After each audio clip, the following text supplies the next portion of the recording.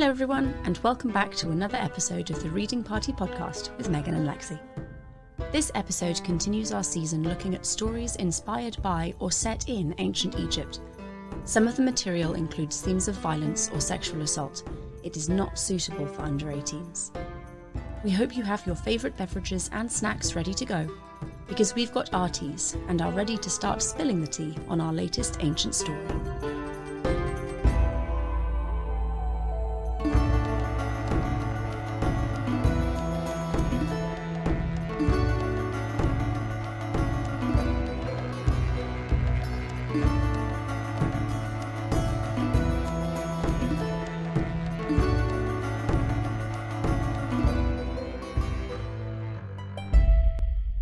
Hello everyone, welcome back to Reading Party Podcast. This is season 2 and we are talking about the 2016 movie Gods of Egypt, which I didn't actually see when it came out. I wanted to and didn't, so I am very happy that I finally was given the necessary kick.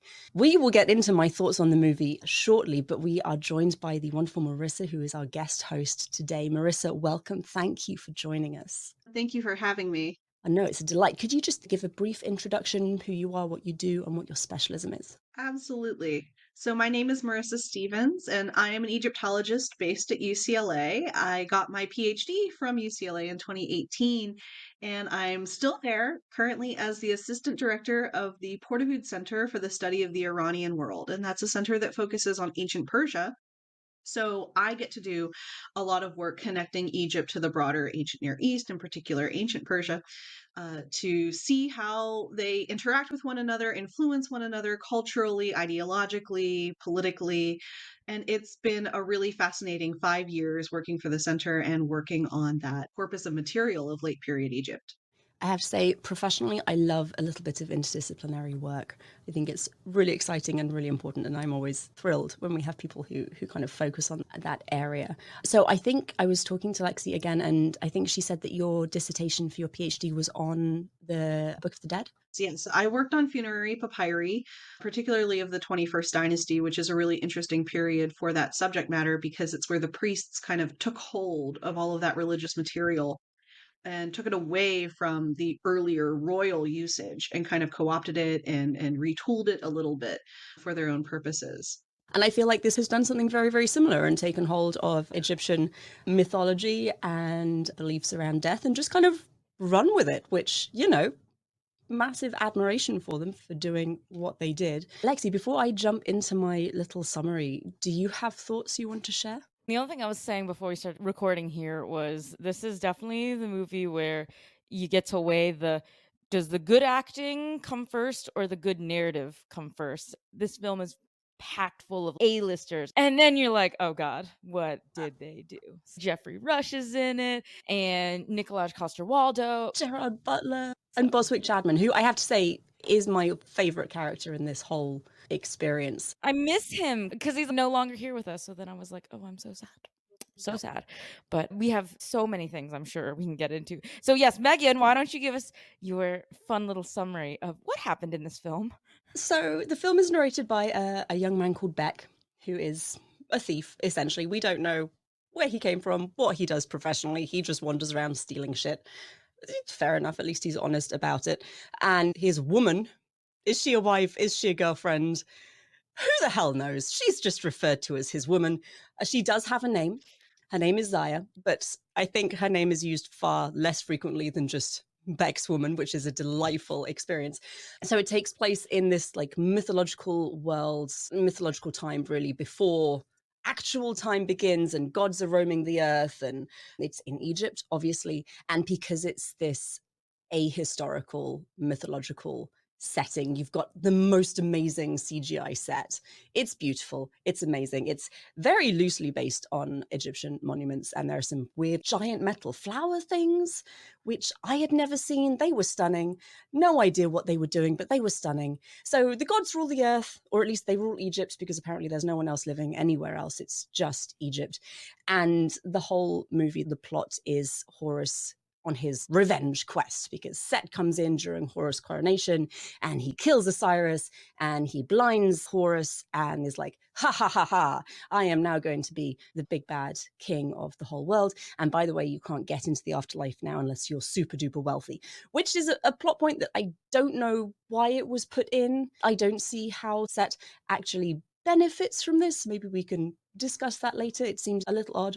So everyone is enslaved, essentially, and Beck's woman is taken by the grand architect who builds this massive obelisk, which essentially reaches into the sky and is supposed to wow Ra, because Set is nothing if not suffering from daddy issues and just wants his father's approval. So, of course, he enslaves the whole of humanity, destroys the underworld, and builds this giant penis, which was, sorry, I meant obelisk, which was fascinating, absolutely fascinating. And Beck steals one of Horus's eyes, goes to find Horus.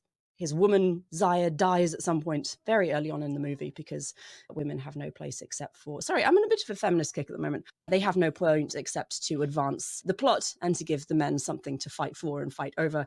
So Horus agrees that he will revive Zaya if Beck helps him steal his other eye back. The whole plot is kind of following these two men on their bromance adventure journey to find Horus's eye and defeat Seth. So Set lets loose Apophis and is trying to command him to like eat the whole of the earth, and I don't know why, but he was. And eventually Horus prevails and kills Set, and peace and justice are restored to Egypt, and Ra actually isn't dead.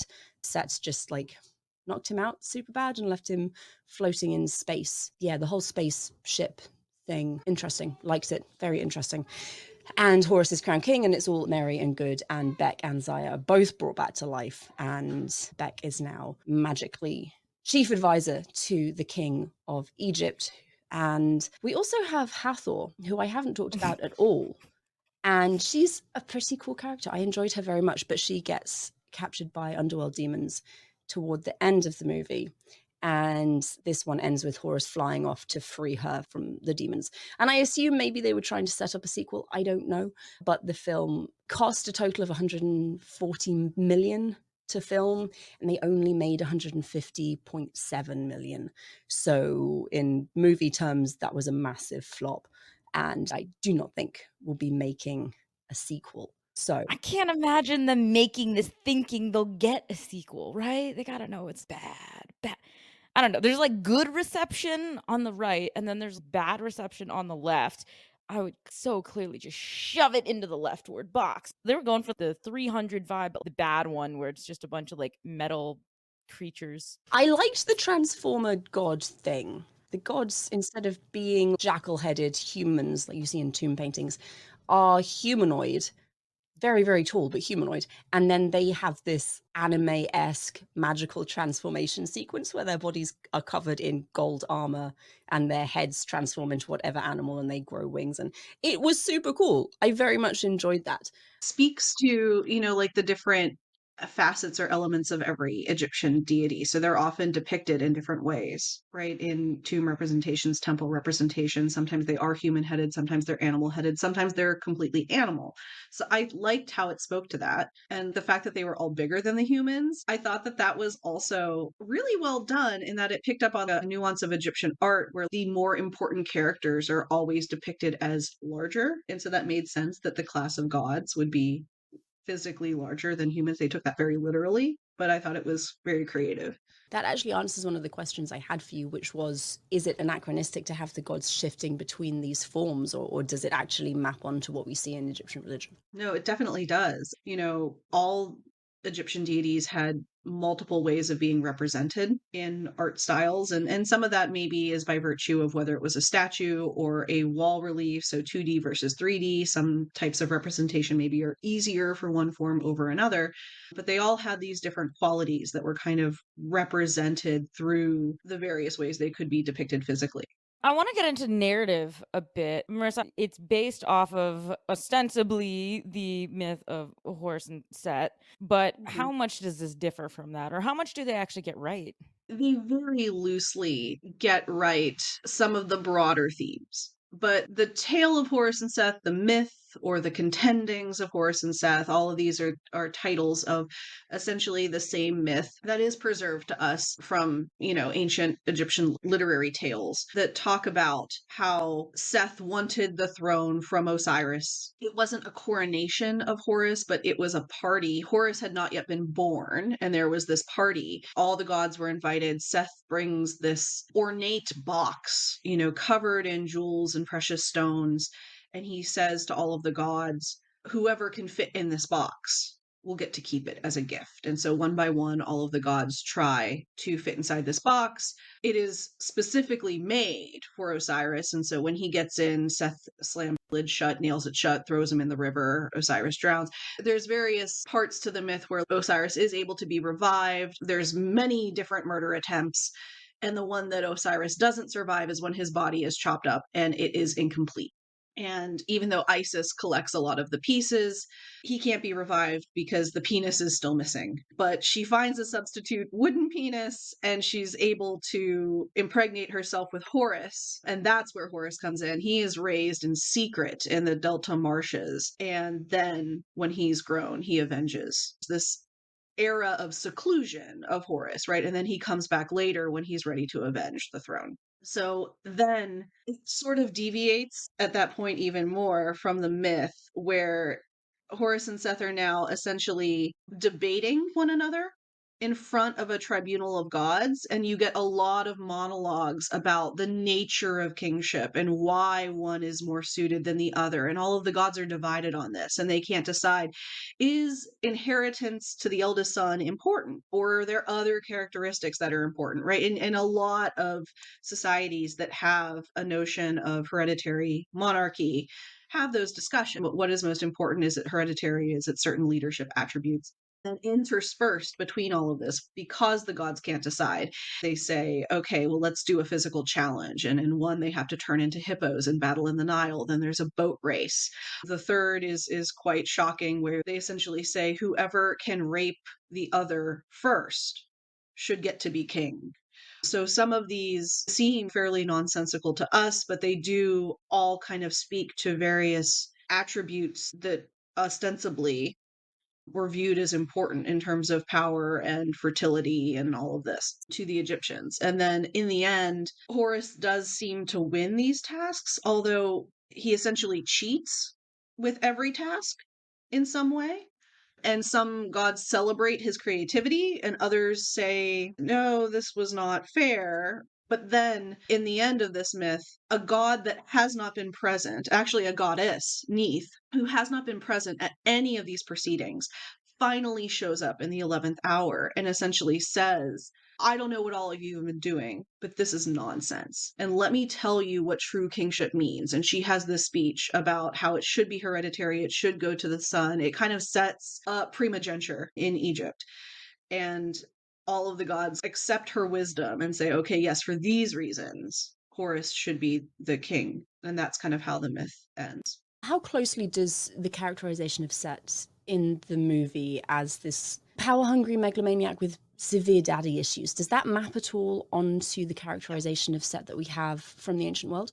I would say it does. The one caveat is I don't think the ancient Egyptians would view those as negative traits. They would not cast those traits in a villain role, even though our interpretation of their myth kind of casts him as the antagonist. And in ways, he certainly is, right? Because he's the one that's causing all of the drama.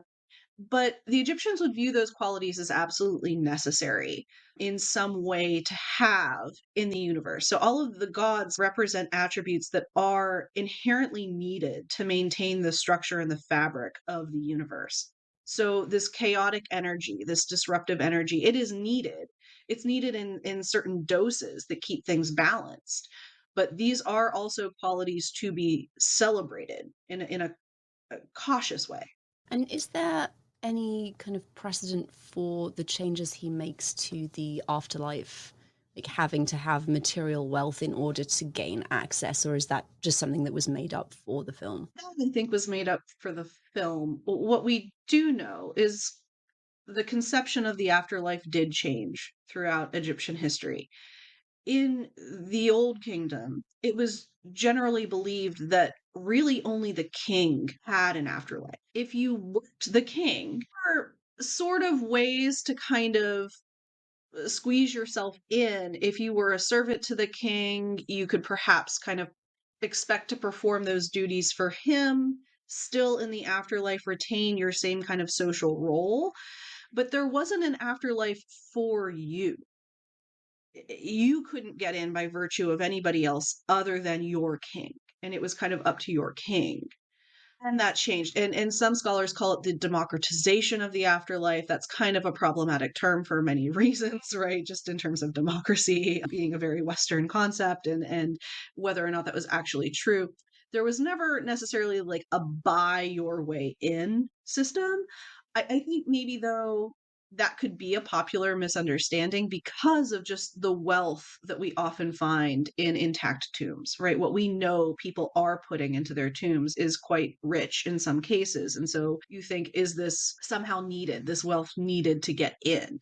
But no, the concept of the afterlife does change. And then, regular individuals could achieve an afterlife on their own by their own merit. The concept of the weighing of the heart, right, that is clear from the Book of the Dead. That is an accurate representation in that the scales with the feather and the heart.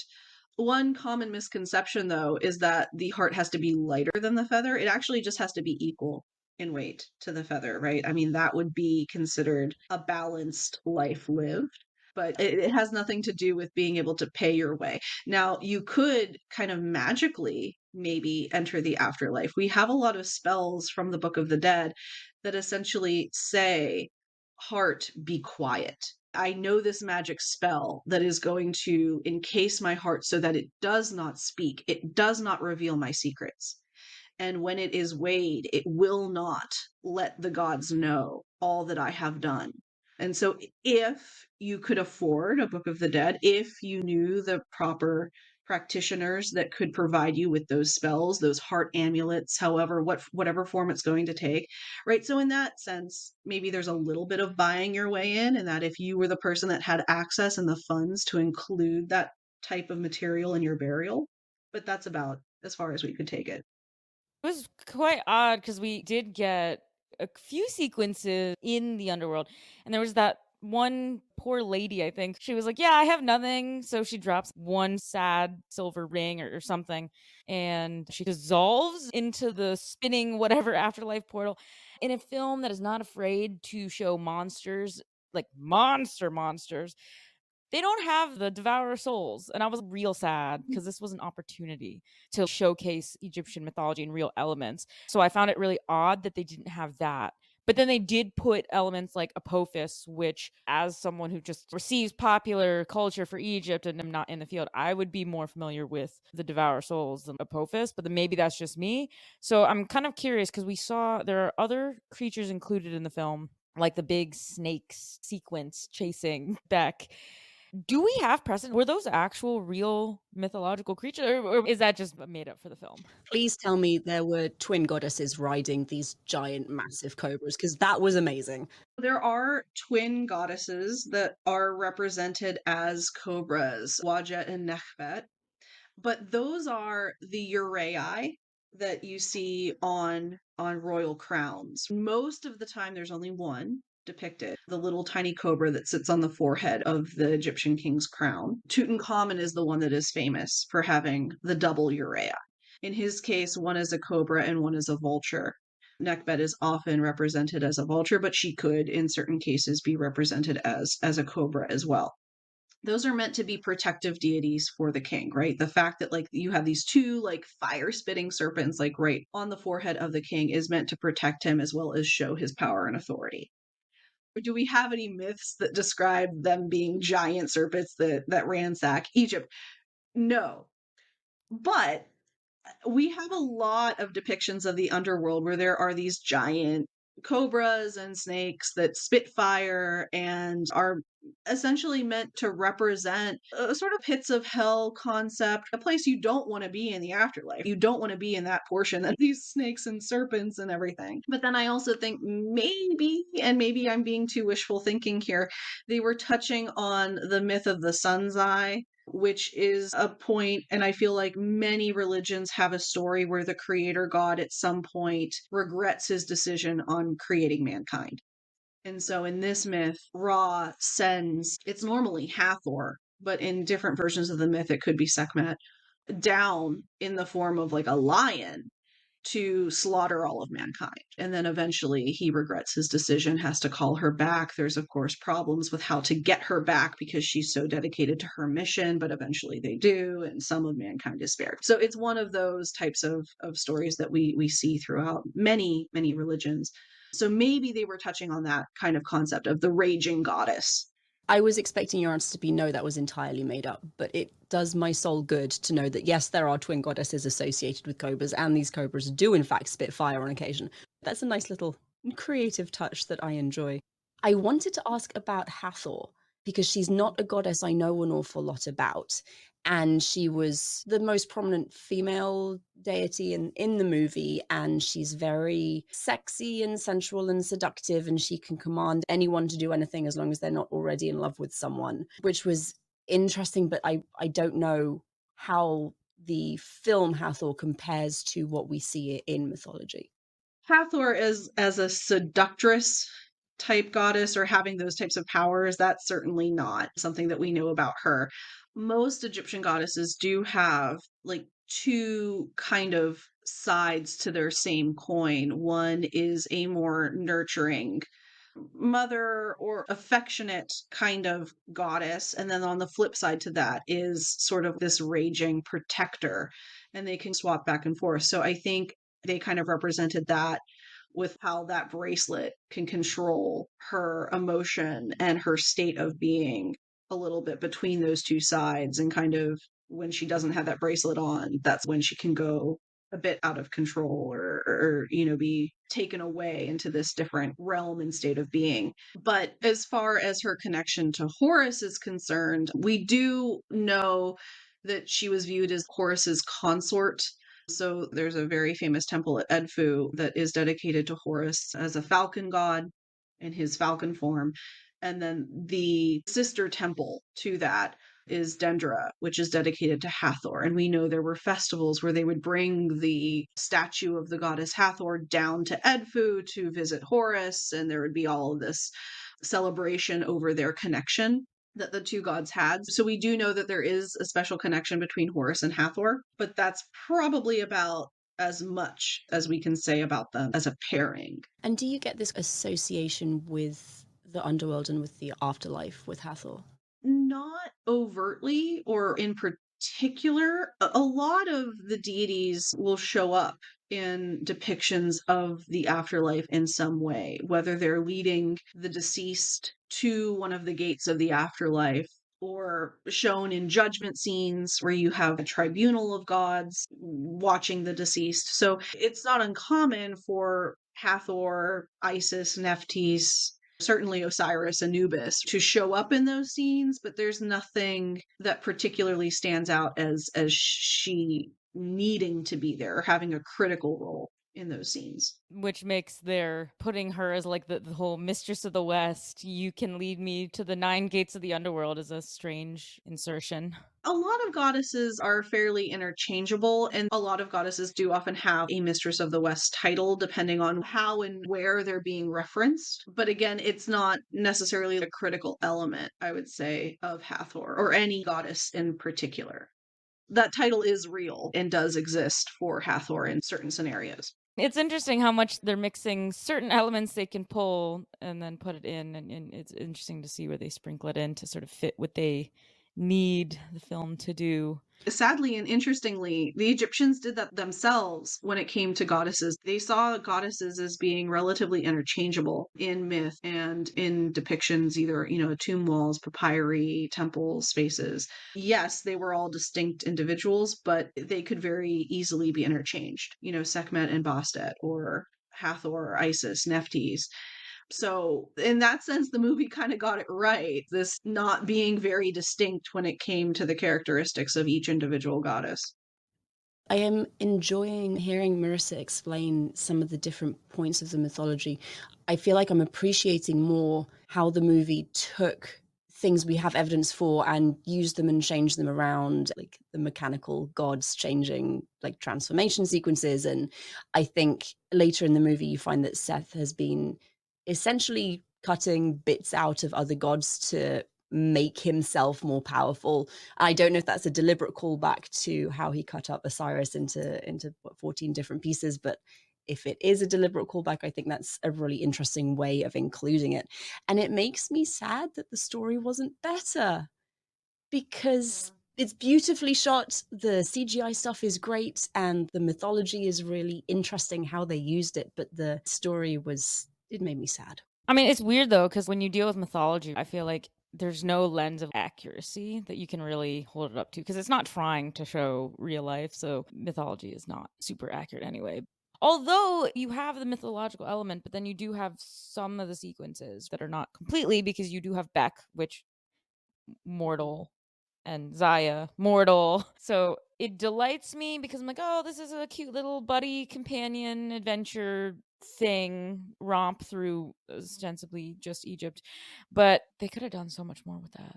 I don't know. I would have liked to see a more mortal element, I guess. So if you're gonna have mortals, make do with them is kind of what I'm saying. I don't know how you weave that in when basically your narrative revolves around a deity only fight. That made me a bit sad. But I did want to ask, when you do have the short sequences going up to the solar boat, which I did love, by the way, that they included, because I was like, hey, solar boat, cool, rah. He talks a lot about Horse needing the primordial waters, and he wants to fill up a flask because that is going to defeat Seth. What is the precedent in mythology for that? Could they destroy someone? Could they do other things?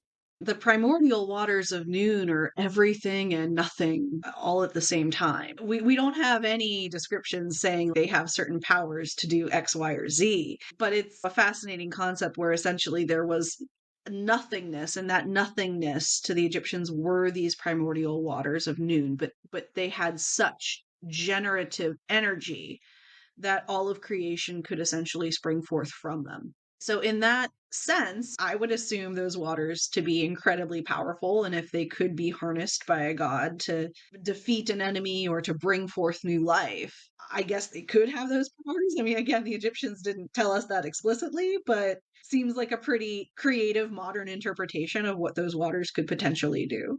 Also, was it a pretty good representation of Apophis? That's hard for me to assess because we have depictions of Apophis in funerary papyri, but he's a snake, a very large snake, but just like a normal looking large snake.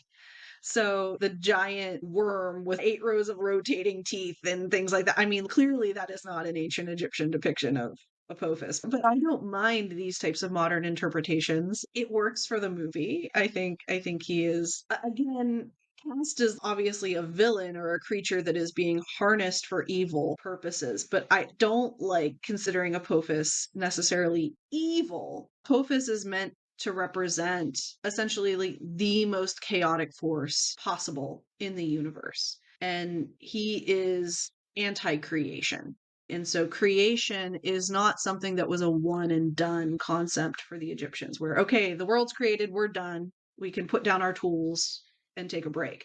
Creation was always perpetually happening. And so every night, Ra would need to battle Apophis, not kill him, never kill him, because he's a needed figure. He is needed for creation, but he needs to be subdued every night so that creation can perpetuate himself. If there is nothing to challenge creation, there's no progress forward or progress cyclically to allow creation to reinvent, to recreate itself.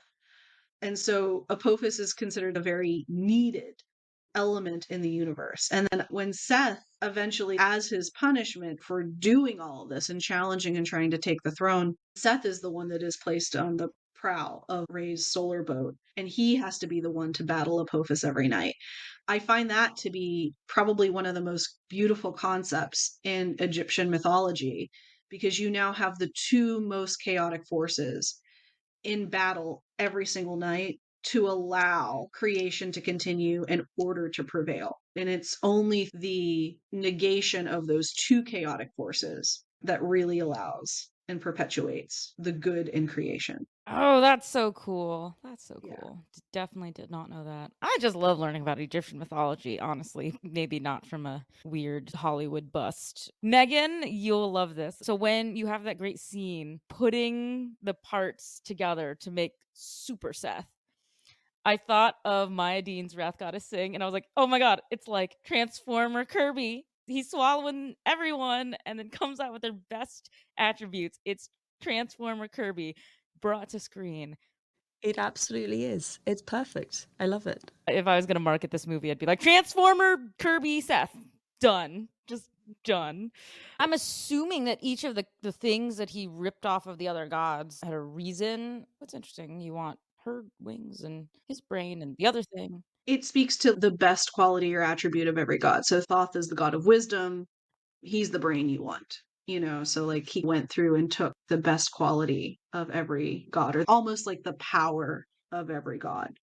I was a little confused though, because after he takes them, did the gods poof out of existence? Did they just kind of stay powerless? They didn't really explain that. I would assume they would stay powerless unless Seth actually killed them, because like Horus's eyes, for him, the vision was the most important power that Horus had. And if you recall the very beginning in the coronation, when Horus and Seth are fighting the first time, they show through the eyes of Horus how he can see and how he was going to have the perfect shot at killing Seth at that very beginning. And then, like, a flash of light temporarily blinded him. And that's why he missed that shot at killing Seth. And so that was kind of the clue in that Horus's most special power is his vision and his sight. He took the most important power from every god to kind of make him infallible, or, you know. I was just curious because, yeah, I realized, like, you see Horse is ostensibly fine when he's blinded. Not fine, but, like, fine. Yeah. But then, like, you have that scene when he rips out Thoth's brain. He kind of collapses and then just doesn't move.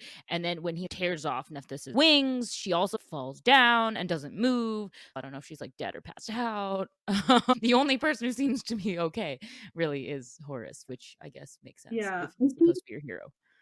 Horus, I think, makes a comment when a flying boat comes to take them back to the capital. He's like, ah, Nephti's boat. She's even helping us from the underworld.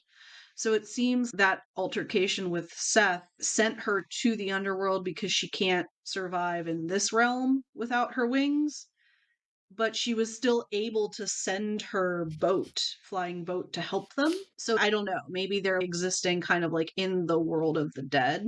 I don't think they put that much thought into it, unfortunately. They didn't, but then because you have the end when they're all happy and he does get his crown, you see half the gods revived, but then they're like, Yeah. oh, so where's Osiris? Oh no, he's dead. He's gone. And then also his mother as well. Oh yeah, she's gone too. And you're like, but that's Isis, so she shouldn't be gone. But apparently she is. So it's just weird how some of them you clearly saw them at the end. What distinguishes between dead and not dead, but okay, fine, whatever. I'll go with it because they probably really didn't think that much into it. But you know what? The one thing I did also want to bring up, because it reminded me a lot of Odysseus' voyage to the underworld, which I know, Megan, you're like, how? Why? That was so shit. I hated that. Because this also is a movie that lends itself to, and I don't know if it's because Egyptian mythology might just be a good fit for it, but I found a lot of weird Christian narratives and parallels shoved onto it, because you take a myth that is not, but has all the elements, because it presents a very morally uncomplicated narrative where it's like, oh, clearly good versus evil. And we have helpers and we have bad people. And then you have that contrast visually with the underworld scenes where it's very dark and gray and blue and sad. And then you have Egypt and it's, for the most part, beautiful and colorful and amazing. And so there's that visual and tonal difference. Megan, I feel like you're really good at spotting weird Christian parallels just because of the work you do. Did you also find that it was trying to shove Christian morality narratives in your face? A little bit, I think, especially right at the end when you have Horace reinstating the do good to others as the primary means to get into the afterlife. Obviously, that's something that's a message I can get behind. I think we should be nice to each other. But if I was going to identify anything, I think it would be that. And also the very overt fire association with Set and this pit of fiery doom that they want to put the waters of creation into, and then the fire breathing snakes, and then Set stole Ra's fire spear. I don't think it was as overt as Odysseus' voyage to the underworld, because that just smacked you in the face with the Bible every 5 minutes. I mean, it's true. We don't have a Hellfire Cross in this one with a very Christian name. But no, it was just interesting because as Marissa's been explaining to us, all the things we think were like bad quality, bad, bad, bad. She's like, no, actually necessary. The fact that the picture we got of Egyptian mythology is very complicated. And the fact that, like, instead of a straight up duel of good versus evil, you killed my daddy, so you're bad and I should be king. The fact that they had to go through all these contests because they actually don't know who should be king. I'm like, that's very complicated. Now, I don't know how you show that in the hour and whatever movie. Fine, valid point, but it can be so much more complicated. So the fact that it was stripped to like, you killed my father and you enslaved people and did all this, so therefore you are very bad and you are the devil figure, and so I am good, and it's like hero's journey. It was definitely a very black and white picture of Western moral values placed onto a mythological ancient Egypt with predominantly white actors, which is something that the movie's been criticized for heavily elsewhere. I definitely think in that Western society is very often very Christian, and this movie is playing very heavily on those Western values. I think you've got the Christian sentiments coming through there. Definitely. And I think that the goodies versus the baddies in this was very, very black and white. I mean, more than I think Hollywood typically is. Set has no redeeming qualities. They kind of try and shoehorn it in right at the end when he's confronting Ra and he says, "Why was I never allowed to have children? And I did all of this so you would love me, daddy." And you're obviously supposed to feel some kind of sympathy for him, but I mean, he's enslaved the whole of the human race by that point, and there's nothing really there to sympathize with. And Horace is unremittingly like good and positive, and he has this brief blip when he has his eyes stolen, and he's not a terribly pleasant person, but his character development is almost a vertical line straight up. It takes 0.3 seconds for him to grow a backbone and then start thinking about other people. The intended character developments weren't terribly convincing, and you start with like a good guy and a bad guy and you end with a good guy and the bad guy, and there's very little in terms of gray shading in the middle. It's not like a turn off necessarily, but it does color how I see it. I have a problem generally when you want to use something that's so very different from our own, and then you make no attempt to get at the heart of that in any other way than superficially. They had weird costuming choices. Set design was fine, I guess. I don't know. It's funny because I was realizing that when I think of movies about Egypt normally, you never get Egypt in its like full splendor. It's usually an Egypt movie where Egypt is falling apart and the pyramids are in ruin or the land is in ruin. So it was kind of nice to see that sequence at the beginning and the end, even though it actually looks more like some weird Atlantis fantasy, not Egypt. But sure, odd design choices abound. It is definitely the Disneyland of ancient Egypt. That's the Disney-fied version. So, Yeah, because actually Disney never did anything with ancient Egypt, although DreamWorks did with Prince of Egypt, but even then, Egypt was in ruin. So, like, yeah. there's no winning at all. It's kind of upsetting. I don't know. As an Egyptologist, does it upset you that you get no good, accurate visual looks at ancient Egypt because everything is kind of like already in ruin? To me, the thing that is more upsetting is when the pyramids are in the background of every shot, even when you're clearly in Luxor or Aswan. These places are hundreds and hundreds of miles apart, right? So you can't see them. That is not the ubiquitous skyline, is having pyramids in the background. So that to me is the worst offense possible. I guess it doesn't necessarily upset me when things are in ruin if that is theoretically accurate, right? Because I think also a lot of people view Egypt as this very monolithic time, and they don't realize how long pharaonic Egypt actually lasted. And so the pyramids probably were in ruin by the time you get to the New Kingdom, certainly by the late period, right? We are closer in time to the reign of Tutankhamun than he was to when the pyramids were built, right? There's more time in between the pyramids and Tut than there are between Tut and us, right? So that really puts things into perspective. What did the pyramids look like when Tutankhamun was king? You know, they probably were already not in the best condition. So I'm okay with those types of depictions if it does speak to a type of accuracy, and maybe it does get the audience thinking about the longevity of that culture versus how much time it did actually spend, you know, existing and developing and changing over time. Well, one thing I also wanted to ask about was, so we get this great sequence at the Pyramid of Fire, which I can't believe that was a thing. But Pyramid of Fire, but we get the Sphinx. Now, Mhm. obviously, we know Sphinx from the one in front of the pyramids of Giza. We generally associate sphinxes with Egypt and popular culture. Great, great, great. But this could just be because I had no Egyptology classes in undergrad or before that at all. But from what I remember is we had the visual sphinxes and the idea of it from Egypt, but then you have from ancient Greece, you have the sort of, you ask the sphinx the question and everyone kind of knows the famous question about the legs, and it's, you know, man at every stage of evolution. But they brought in the Sphinx riddle here, and it was a different one as well. It wasn't the question we are all expecting. For ancient Egypt, was there always the idea that you also had to play a riddle with the Sphinx there as well? And is that something that carried over to Greece, or that started in Greece? We have no evidence of that, whether a concept existed and we just have no record of it.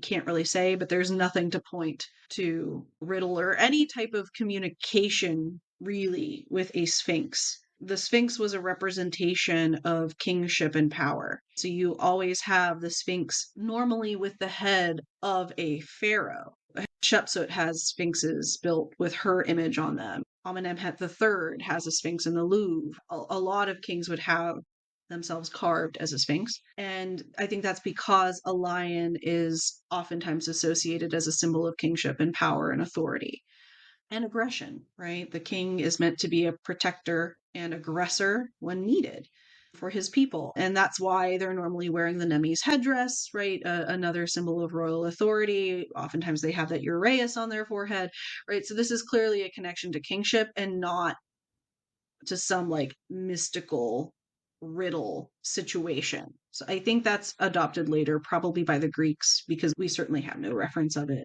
from Egypt itself. Which is interesting because I see a lot of sphinxes. It's funny, every time I go to Greece, right, I see a lot of sphinxes, and it takes me a hot second to be like, no, no, no, this isn't just Egyptian. There were actual Greek sphinxes, and they're quite beautiful and stylistically very different. But it's interesting how like pop culture has changed perceptions, but also you want to keep perceptions the way that certain cultures develop them. So it's very interesting how, if I ask, you know, what is a sphinx? What does it do to any random layperson? I feel like half the answers would be like, oh, they're Egyptian, right? It's like the thing in front of the pyramids. And then half the people would be like, oh, it's like the Greek one, right? Where you ask the riddle. It seems like where the movie is concerned, right? It's kind of borrowing from both cultures then, because you have Sphinx, because Egypt, but also riddle, which is not. So it's interesting. And I like the idea of big, you know, face of person onto animal body. You know, we see these. Megan knows I'm obsessed with Lamassus. I mean, rightfully so. Lamassu are incredible. I'm just sad like Greece doesn't have some big thing where you have animal body and human head on it. But you know, I guess we're not cool like that. So we're going to start wrapping up in a minute, but I wanted to ask you both who your most favorite and least favorite characters were. Oh my gosh. I always root for the villain when I watch movies. So I think I'd say I like Seth the best. I mean, he's super Um, hot, so he's got like that hot dark energy. yeah, even how he is depicted. I mean, that accent to kill for. I mean, Gerard Butler, Um, man. I don't know about least favorite. I mean, you could always say someone odious like the Grand Vizier. You know what? Maybe I will go with Horace as my least favorite just because I didn't appreciated how they clearly depicted no god as being perfect, right? Because in Egyptian mythology, all of the gods do have their flaws, right? They don't make perfect decisions. They don't always do the right thing. They aren't all knowing and all seeing, omnipresent. So they got that right about Horus, but I kind of feel like they didn't give him enough character flaw. I think he should have had more. So yeah, those will be my answers. Valid, valid. Well, my MVP always is Hathor. And that's mostly because I love the actress who plays her. I think Elodie Young is amazing.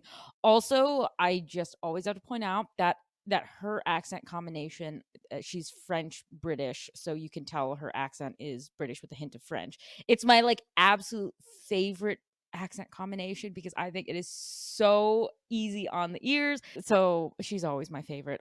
I feel like I can probably pick out who your favorite characters are based on how sexy the accent is.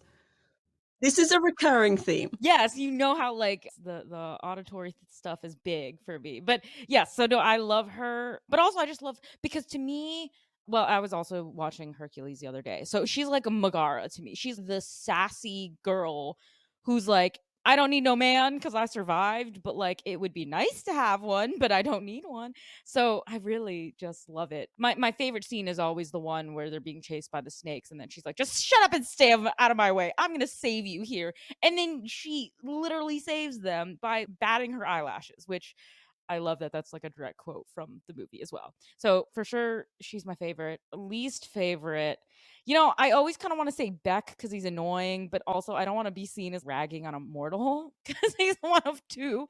So that's kind of terrible. So I feel like I shouldn't pick him. Even though he's annoying.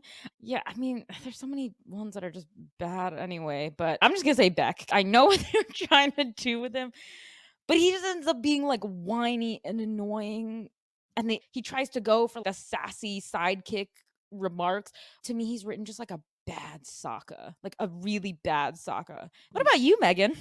I was going to say, if you don't pick Beck for your least favorite, then I absolutely will. I just found him really irritating. Just so irritating. I mean, I see what they were trying to do, and he's got all of these little quips and asides, but it's just not funny. So, yes, Beck is absolutely least favorite. I think my most favorite is Throth. I don't know if I'm pronouncing that right. The God of Wisdom, who was Chadwick Boseman, because he was funny and he was justifiably sassy. And I loved that the impetus for getting him to the Sphinx is, oh, I'll go and I'll just tell the Sphinx that the God of Wisdom didn't think he'd be able to answer the question. And he's like, did you really think that would work? It's absolutely worked. Let's go. I enjoyed him very much. I thought he was very amusing. And I was sad and a little surprised when Set removed his brain. That was not an expected event, and then kind of put it in his own transformer skull. I guess one of my last questions is, as an Egyptologist, would you recommend this to other people? I know most of my comments sounded slightly positive throughout the whole episode, where I'm like, actually, they do a horrible job at interpreting this or that. And maybe that's me. When you have such a wealth of knowledge from Egypt, it's easy to kind of find something, some kernel of truth, and maybe ignore everything else that is wild interpretation, that is inaccurate. I'll always recommend a movie about Egypt just because I love Egypt. I think other people should love it too. And if this is your gateway in, then that is awesome. But if you're looking for historical accuracy, if you're looking to learn something, I don't think you're necessarily going to learn it by watching this movie. But if you're looking for a good time, if you're looking for some fun battle scenes that are completely unrealistic with superpowers and, crazy demons and stuff like that, then go for it. It'll be a good time. I think I always put this movie in the category of so bad it's good. And if you do watch it, I have one Easter egg for you to look for. And that is in the first scene where they find Thoth and he is compiling his encyclopedia of everything. And you see him holding a head of lettuce and being like, well, what is the meaning of lettuce and like what are its essential qualities? And he's pondering over this. And that is a huge Easter egg for Egyptologists. It's hilarious because in the original Contendings of Horus and Seth, I mentioned the third challenge is this strange rape challenge. And I said that Horus essentially finds a way to cheat at every challenge. And he doesn't want to rape his uncle, which I guess is a redeeming quality for him.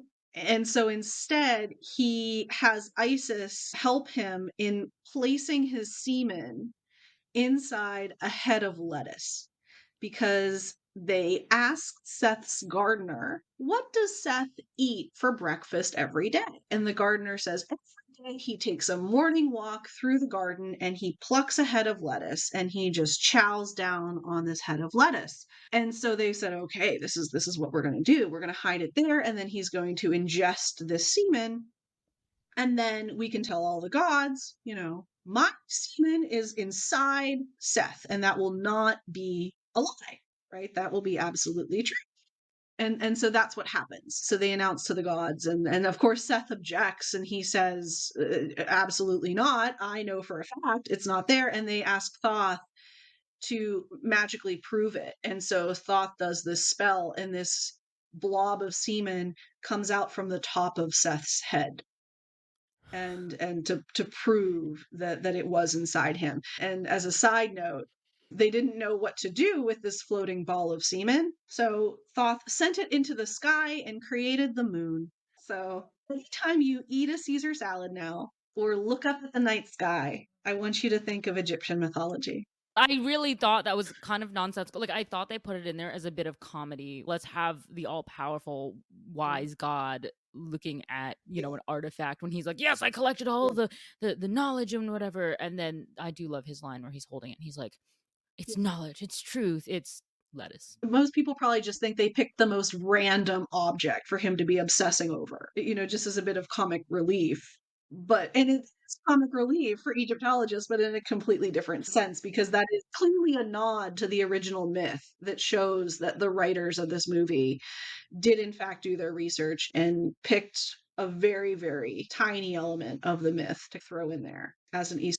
I think it'd be optimistic to think that the writers did the researchers probably, if they had any sort of historical consultant, they were probably like, you wanted something hilarious and funny, but also kind of accurate. Here, take this. And then they were probably like, good enough. That sounds crazy. But maybe the writers did their research. Megan, any final thoughts? No, just that I have heard that myth before and I completely not twigged that that's what they were doing with the lettuce and Thoth. So that was beautiful. Beautiful. Love it. But would you recommend it to other people? Only if they want an awful film to watch and laugh at, yes. If you want a good movie, I'm not going to recommend this even a little bit. Drunk at 3 a.m. or with friends, kind of like Voyage to the Underworld? It's one of those deals. Yeah. Okay. Interesting. Well, anyway, thanks for joining us, Marissa. This has been super fun, super informative.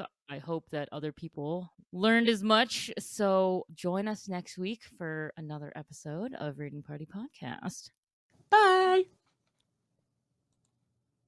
Hey, thanks for listening. Don't forget to leave us a review, and you can also follow us on social media at the Reading Party Podcast. If you'd like to leave us a book or movie suggestion, then email us at thereadingpartypod@gmail.com. See you next week.